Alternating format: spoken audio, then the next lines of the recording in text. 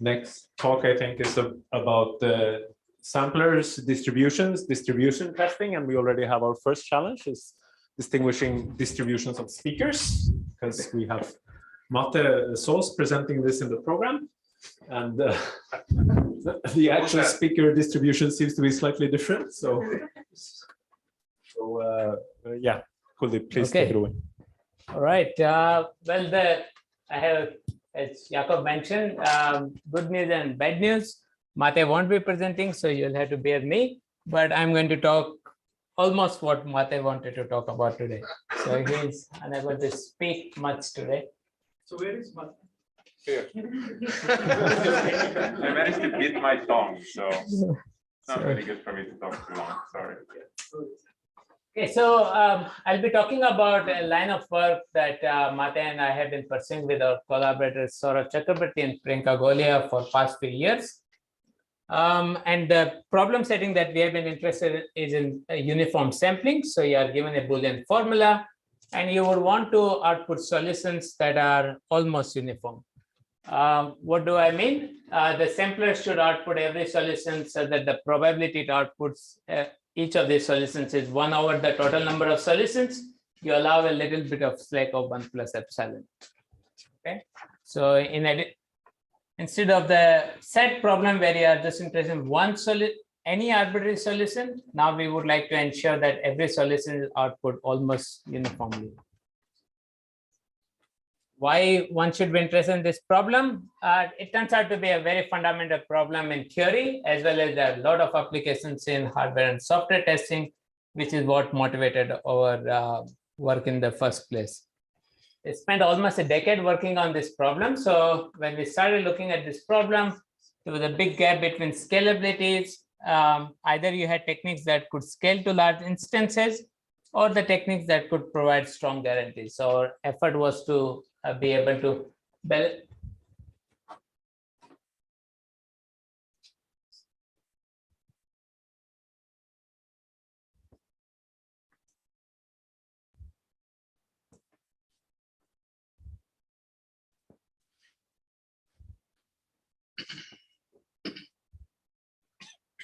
So I spent quite a bit of time in designing a sampler that has guarantees. So it uses this random XOR to partition the solution space, makes logarithmically many calls, and provides the kind of guarantees one is interested in. And a lot of advance has been due to the availability of this set solver that Mate has been working for a long time.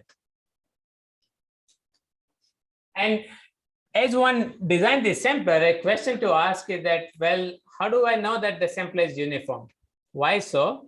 Well, we have the sampler that we have designed is scalable, but at the same time, there are instances that it is not able to handle. In such cases, there are other proposals, and in those proposals don't have the guarantees. So a natural question to ask is that, well, I have a sampler, it may not have guarantees, but I think it's going to do well on the instance you are given to me. So the question is, how do we know a sampler is uniform? So the setting here is that we have a reference sampler. So you can imagine a sampler that is really slow. You have a sampler that somebody claims to be uniform, and a formula. What can we do to figure out whether it's uniform? One thing one can do is run both the samplers for a long time. You can eyeball the distributions, do some statistical checks like KL divergence, chi-square tests, and so on. The problem is that these tests require the number of samples, which has to be at least as much as the number of solutions.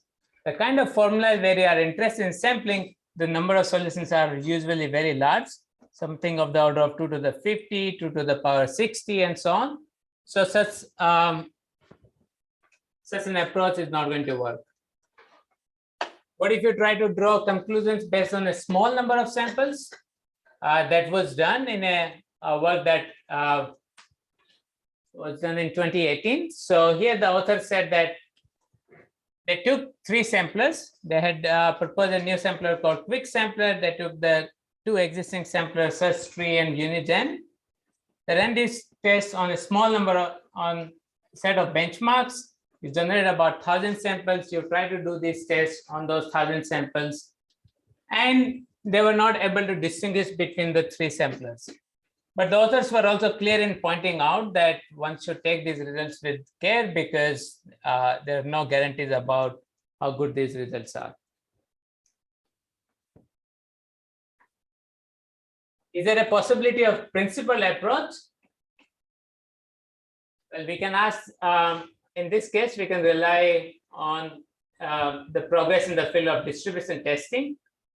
So what we are interested in is to figure out if the distribution generated by the sampler is close to uniform or not. One way to test uniformity can be used to generate samples and you stop the moment you see the first collision. So we know that a uniform distribution should take the longest amount of time to generate a collision.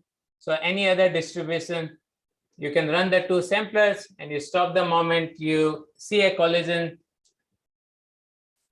How many runs you had to do? So here is one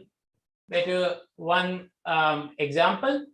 So the distribution on the left side is uniform distribution. So it's uniform on all the solutions of the formula. And in this case, it doesn't sample half of the solutions, and on the other half of the solutions, it is uniform. So if you were to run these two samplers, then you would have to wait at least until the square root of the number of solutions. So from 2 to the power 80, we are down to 2 to the power 40. While these two distributions are really far from each other, right? In one case, you don't even sample half of the solutions. Turns out this is also the optimal if the only thing you are allowed to do is to just generate samples.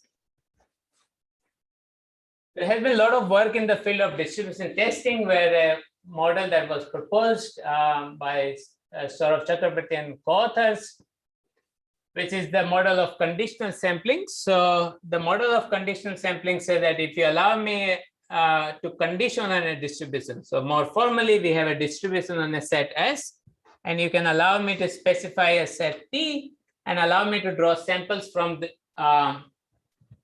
distribution condition on T. So what do we mean by here? The probability is solution is generated is 0 if sigma doesn't belong to the T. If sigma belongs to the T, then it's as if you had removed everything else outside T. So this is d sigma summing of over all the solutions that are in T. So this is of course as powerful as the normal sampling model because you can just have S equals to T. It turns out to be much more powerful. Here's one way to, we can go back to the challenge instance we had. So on one end, we had the uniform sampler, and this was a sampler that was far from uniform. So there's an algorithm that's going to be able to distinguish between these two samplers. What we do here, we sample one solution from the reference sampler that is given to us. We sample another solution from the sampler that we want to test. And now we just condition on these two solutions. So what's going to happen? With probability half, when we are drawing something from the uniform sampler, we are going to draw one of these points. And if you just ask it to condition on these 2 points, it's almost like you have a two-sided, one-sided point. So if you just toss it a few times, you'll be able to say that, well, it's not uniform. And the simple algorithm actually works for all cases. So it is able to distinguish samplers that are far from uniform. So in 2019, we at that point, we thought that let's try to apply this algorithm in the context of the problem that we have here, which is to be able to distinguish CNF samplers. So the first challenge is how do we do conditioning? So you have a formula. In order to condition, we want to say that can you generate solutions that are, in this case, sigma 1 or sigma 2. It's very easy to write in a formula. So you could say that the formula I have is G and F and X is either sigma 1 or X is sigma 2. The only issue is that if you look at any sample, if you were to design a sampler and if you had two solutions of a given formula, the simplest thing is to just enumerate all of the two solutions and just pick one of them. So if you give a formula that has only two solutions, then most samplers are going to behave uniformly. This is bit of reminiscent to what these car companies did. Once you start testing them, they behave very uniformly at random because the number of solutions they had to go over is just 2. So you just enumerate the 2, do a coin flip. So in some ways, the samplers don't support conditional sampling. So in order to kind of work out, bridge between the theory that existed and the problem that we had at hand, we wanted to be able to construct formulas whose solution space is large. But then once you sample a point in the solution space, you could just project to sigma 1 or sigma 2. That there are many ways of doing so. Here's one way that we took forward. So we had a Boolean formula. There are 2 solutions, sigma 1 and sigma 2. We can construct another formula so that if you project the solutions on the original set of variables, it's a sigma 1 or sigma 2. At the same time, the number of solutions of the new formula is very large.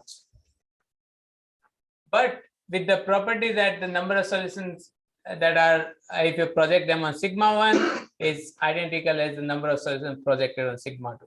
So if you were to uniformly sample from phi hat, then you would also be uniformly sampling when you project on sigma 1 or sigma 2. Project on the original set of variables.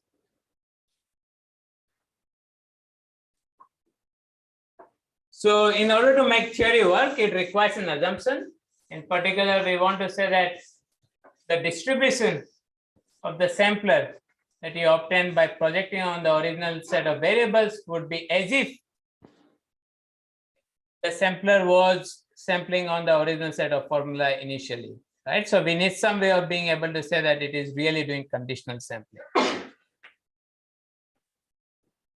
About the distribution, so if a sampler is uniform sampler, then it satisfies the assumption because, of course, a uniform sampler, if you give a large formula, it's still going to continue to uniformly sample. If you project on the original set of variables, you are going to get uniform samples for sigma 1 or sigma 2. But it may happen that there's a sampler that is not a uniform sampler, but if you give these kind of formulas, it becomes a uniform sampler.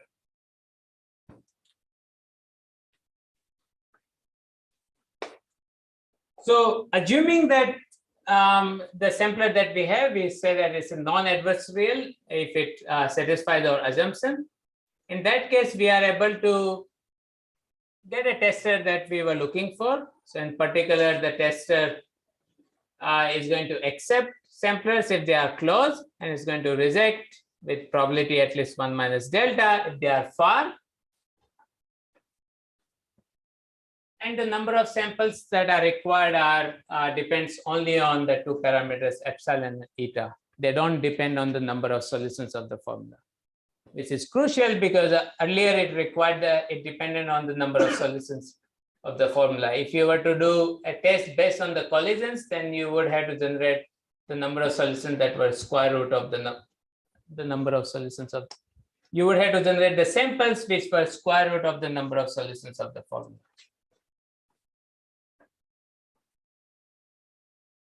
Okay, so this is where, the part about developing theory ends. And now we wanted to see that, well, does it really work in practice? All of this theory, can we take samplers that are designed in practice and be able to distinguish them from the uniform samples?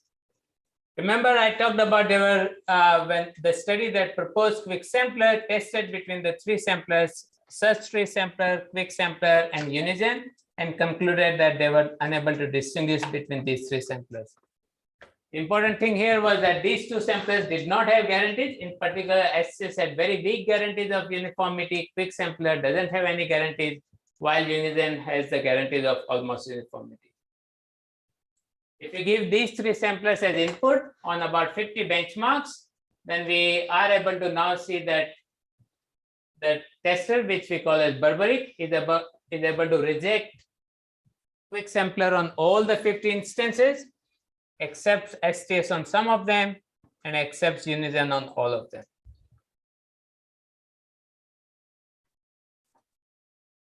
In particular, to accept, we need a lot of samples, but you can reject very fast. So you had to repeat this test. So in order to accept, you have to repeat lots of times, but you can reject with just few number of samples.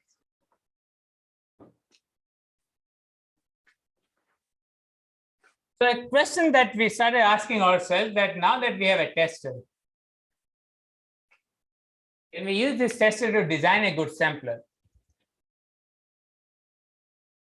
Suppose I give a good tester, can you use this tester to design a good sampler? Is it possible to do so? And if it's possible, here's a wish list that would be nice to have. We should be able to design a sampler that should be as fast as the sampler that don't have guarantees. It should be able to pass the test because we have access to the tester, and it should perform really well on the practical applications where one cares about uniformity.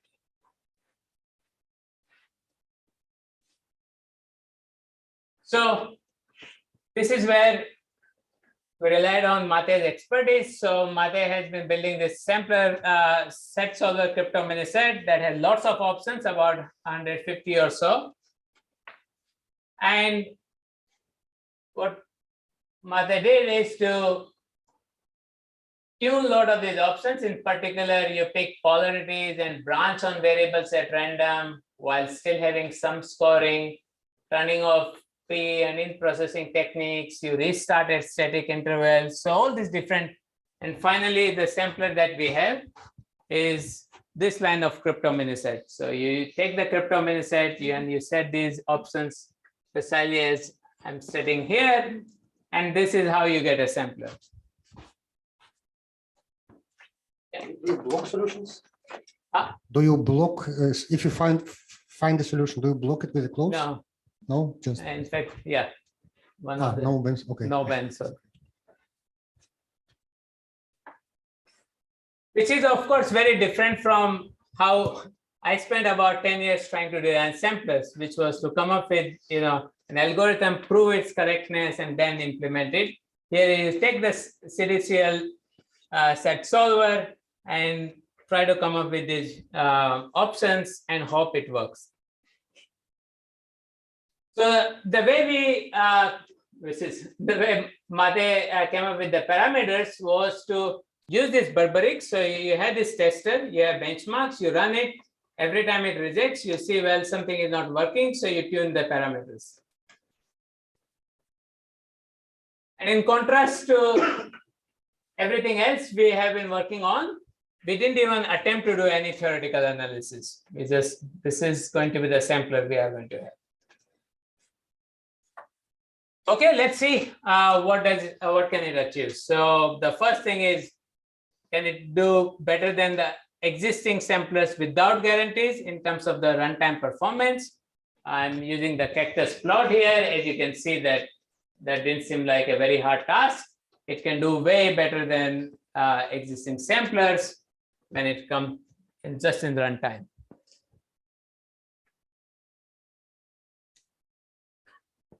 Let's see how well it can do when we give it for the tester. So these were the benchmarks that it did not have access to when we were when Mate was designing CMSGen. I'm going to call the sampler CMSGen, CryptoMiniSat. So now we see that it's able to pass all the underlying testers except CMSGen on all the 50 instances.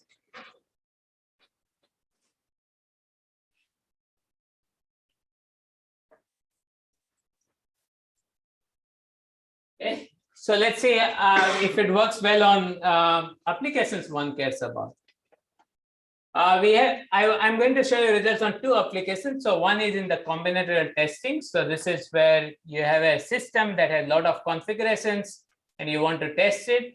The way to test a system with a lot of configurations, if you think about you are flying a plane and there's a button, you really hope that someday somebody pushed that button up and someday somebody pushed that button down before the plane took off. So that's called one-wise coverage, that every switch was toggled on and off. You can also look for two-wise coverage where every pair of switches were toggled and 3-wise coverage, 4-wise coverage. So the normal metric is T-wise coverage. So where you are looking at every combination of T features and see how often their combinations were covered.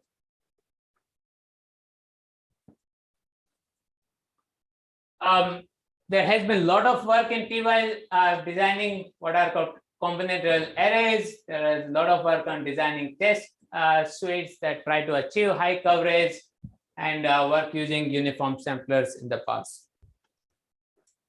So we have about 110 benchmarks, time out of 32 hours. We wanted to measure T-wise coverage, where T is 2 here.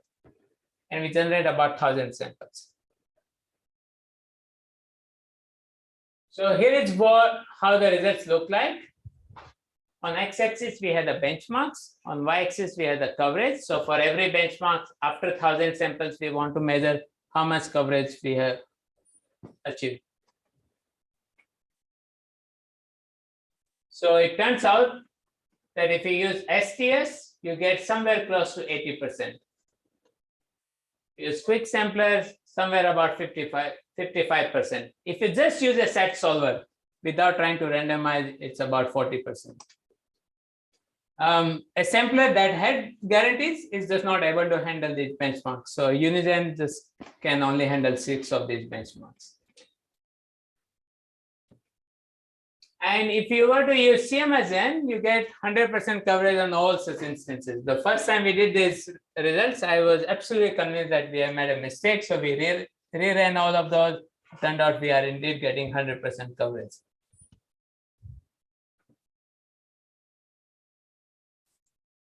Let me talk about another application. So this is the application in coming from functional synthesis. So where the task is you are given a specification and you want to synthesize a function that satisfies the specification. The state-of-art approach right now is to do the sampling on the specification given as an input. You use some machine learning to come up with the candidate functions, and then you do counterexample guided repair. So what we wanted to do is to just replace the sampling step, just plug in different samplers and see how well the performance of the entire tool turns out to be. So here I'm showing the results by plugging in, CMSGen, Quick Sampler, CryptoMiniSat, STS, CMSGen 3. And as you can see, in case of CMSGen, it's just not able to generate enough samples within a time, so it doesn't do really well. And it turns out that Quick Sampler does almost as well as just using a SAT solver. A significant performance improvement if one were to use CMSGen.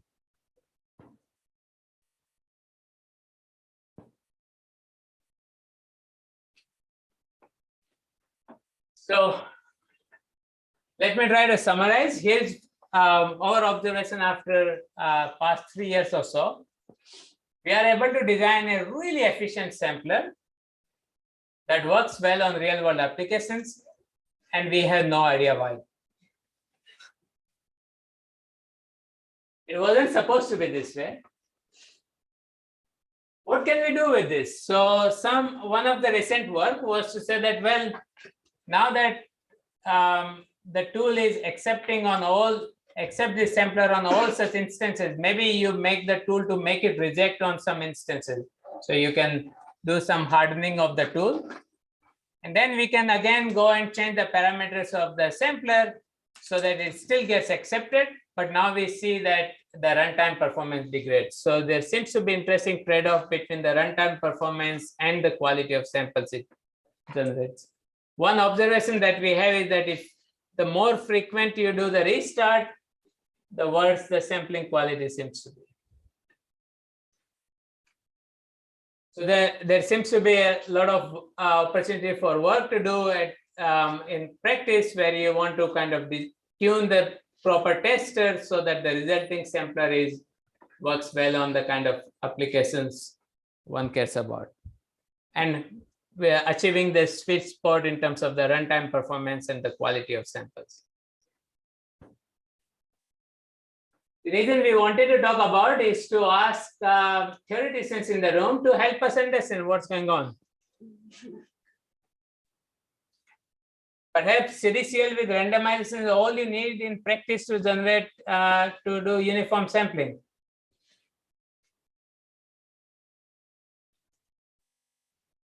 Or maybe in all such applications, it's not what uniformity that matters. It is able to generate this samples according to some distribution. So if that's a distribution that really matters to get good results, and what is that distribution? So what is the kind of distribution that matters in cases such as combinatorial testing? And then can we say something about why CMSGen does really well? For theory and practice, an interesting line of work is to design a testing methodology that doesn't have to rely on this pesky observation of non-adversality, which is what we needed in order to at least have some meaningful theorem statements. So with that, I'll conclude. I'll be happy to take any questions.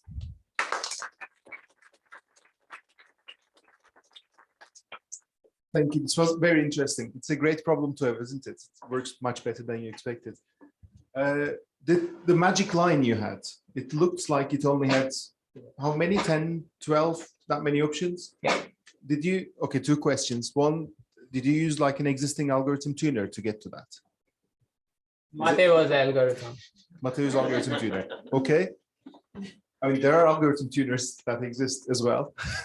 And second question I think is, that would be interesting. second question is, I think what people do to explain this sort of thing is feature importance analysis, right? You could start fiddling with the features. Like that's the simplest thing. There are people in this room who know much more than me about this. Have you done anything like that? Prefer not talking, but I'll try a little bit. I personally don't believe in any of these tuners, like just don't believe them at all. Yeah, my personal experience, I work with a person who more or less invented them and did them and is very famous for them. And every time they gave me something, it didn't seem to make sense to me. And then yeah, it's not very robust. I think that's the real issue with them. So an expert seems to be a little bit more robust. That's my personal experience. Also, it gives you something and then you don't understand why it works, which, I mean, at least I understand why that works because I played with it and I have an intuition of why it works. Yeah, it's actually quite easy. So you can make MiniSat do this. It's just, I take the polarities randomly. I take the, I think most people would guess this in 5 minutes, right? So you take the polarities randomly, you take the variables randomly, you do some minimal simplifications like subsumptions, subsumming resolution, and equivalent literal replacement, and that's it. I think like do restarts, but fixed, because the problem is that if you don't do it fixed, then what it will do is that it finds something that's kind of hard, and then goes down that branch, you know. And then it finds really hard, and there are solutions there, but you know you don't give it enough time, and it just restarts and it finds the easy one. And actually, that's exactly what we did for the next paper that we did, which is already published. It's called Barbarik, and I was just like, how can I beat this my own subsampler? Because we couldn't beat our own sampler, which is I couldn't distinguish using Barbarik, or barely could distinguish. And so what we did is that I came up with this idea that on if you set variable 1 to true, then it's like 2 to the power of n solutions. And then if variable 1 is false, then there's you have to reverse a hash function to get 2 to the power of n solutions again. And I mean, you see what happens. if it had randomly set that variable to one side, then it will immediately find a solution. And if not, then set it to the wrong side, then it will go, and it takes a lot of time. And then I'm like, oh, okay, I'm gonna restart. And then right, and it goes down to the easy one. So you'll have tons of easy solutions and very few hard ones. And so the way we fixed it is that you just have fixed restarts. This is the trick that we did. And if the fixed restart is 10,000 or 100,000 conflicts or something, then it will go down the branch and never restart and eventually find a solution. But do you need restarts at all? Can you just abandon restarts? Yeah, you could, but then it will be perfect, but it will be very slow. But it's a good question. Will it be actually perfect? Can you prove that it's perfect? Maybe one more question while the next speaker sets up. So, Pratik. So I believe it's the combination of the parameters that gives you the results, right? I mean, I'm sure CryptoMiniSat has many more parameters than this. So, I mean, how did you choose the one that 9 or 10 or 12?